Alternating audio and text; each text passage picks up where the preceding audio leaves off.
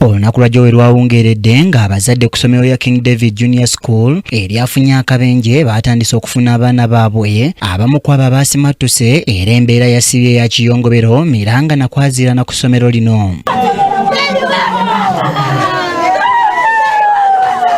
Kati olwaleero tuzeeyo ku ssomero lino ng'era abazadde tusanze bamuswaba era tubasanze mu mbeera ya kwewuunaganya. Kibategeeza ebigere bino bigenda kuva wano bigenda Mulago nga bwe tuwuliriza n'abava e Kapchorwa batuuke Mbale n'abava Mbale okutu. Abayizi bano okusinziira kwakulira essomero lino Ssaalongo Musagala Muzamiro baabadde baakulambula ebifo bina kyokka ng'akabenje we kagwiriddewo nga baakava ku kisooka era nga kino kye kya CP Falls ekintu ekyabalobedde okweyongerayo n'okulambula. Andikire Kapchorwa ku CP Falls kwe baana bamaze Kapchorwa ku CP Falls bagende ku Kiprotic National Stadium kwe baana bamaze Kiprotic National Stadium bagende Malaba border whereby we wanted to compare the time zones of Uganda ne Kenya naye tekyasobose olwamaze CP Falls accident neberawo for the first day ate nga tuwa yabadde ya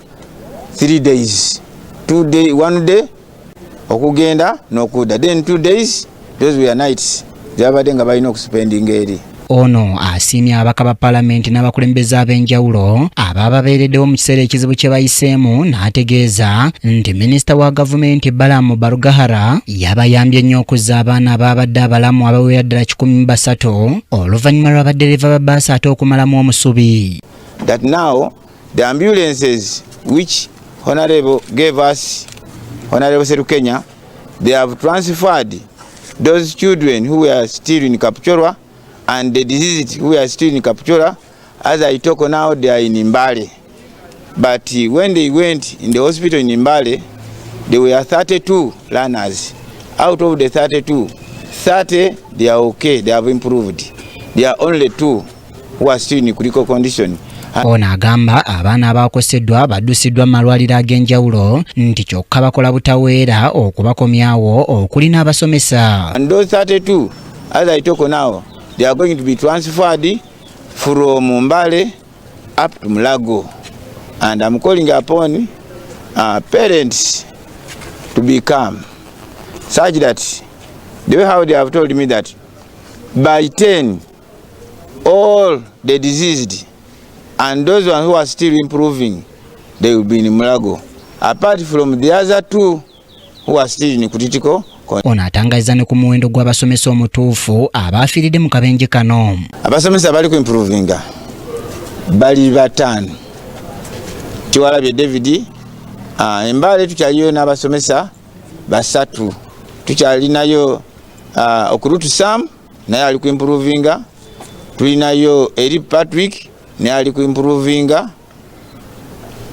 Waliyo n'omulala ku basomesa baka-identifyingako omu mukama guyayise ali omu ku basomesa. Namuddu Kate kansala ku division y'Endejje wano ayogeddeko n'abazadde abatono ababaddewo n'abasaasira n'ategeeza nti baakozeewo olukiiko olugenda okugoberera ensonga zonna era n'alambika engeri eneeyitibwamu okufuna emibiri gy'abaana abagenda okuleetebwa okuva Mbale ne Kapchorwa batuusibwe e Mulago. Bazadde baffe tujja kubasaba, si byangu bya kuwuliriza, si byangu bya kugumira, naye tubasaba nga bwe mwaguma mu kusooka, nga bwe mwalaze obumu era bwe tuba tugenda nabo n'okukuuma emirembe.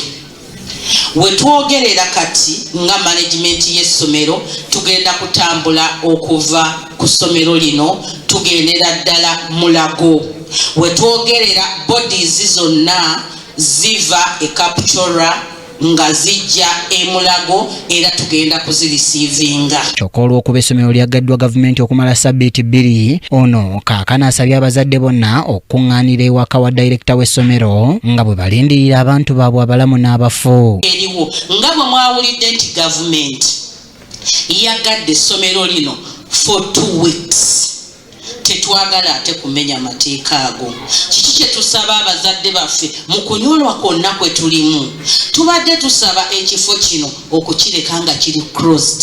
Ffenna abali wano abali mu kukungubaga abali mu kunyolwa tubadde tusaba tutambule mpola mpola tugende ewa director wetuba tugira nga tukumira ki tukumira olumbe essomero lino ligenda kugira likumibwako security. Wabulera tukitegeddeko nti waliwo abantu abadde abayennyo ku bana abafunye akabenje era nga mu mbeera eno bossi baakuzibwa kati olw'embeera mwe bali. Kyambadde Shadrack Joshua ne Sebugen Joseph ku KTV Amalindi.